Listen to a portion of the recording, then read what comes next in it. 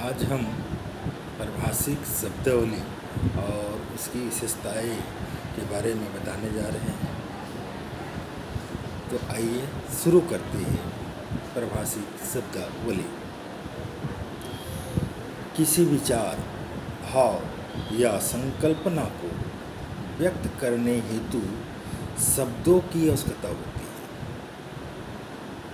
शब्दों के लिए भाषा की आवश्यकता होती है। भाषा की लघुत्तम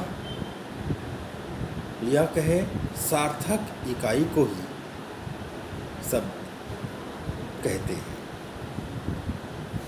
किसी कला या शास्त्र के विषय विवेचन के लिए सामान्य शब्दावली पर्याप्त नहीं होती। इसके लिए एक विशेष शब्दावली की आवश्यकता पड़ती है, जिसका प्रयोग अनिवार्य होता है। इसी विशेष शब्दावली को हम पारिभाषिक शब्दावली कहते हैं। ज्ञान की परिधि का निरंतर विस्तार होता है।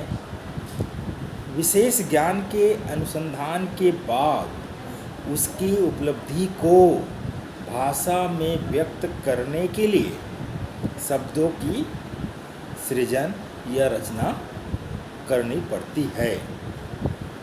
ज्ञान विज्ञान की असीम परिधि को व्यक्त करने वाली विशेष शब्दावली ही पारिभाषिक शब्दावली की संज्ञा पाती है।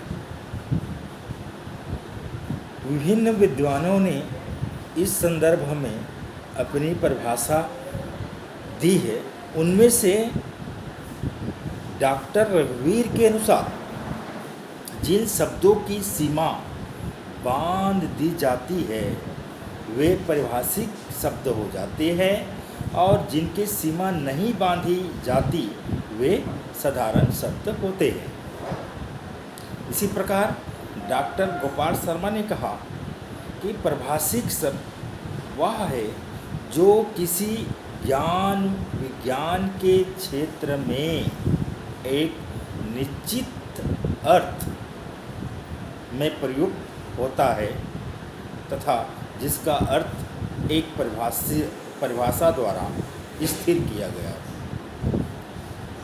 अतः संक्षेप में हम कह सकते हैं कि पारिभाषिक शब्द वे शब्द है जो किसी विषय विशेष में प्रयुक्त होकर उस विषय से संबद्ध किसी सुनिश्चित अवधारणा को समग्र रूप में प्रकट करते हैं, अर्थात एक सुनिश्चित अर्थ का बोध कराते हैं।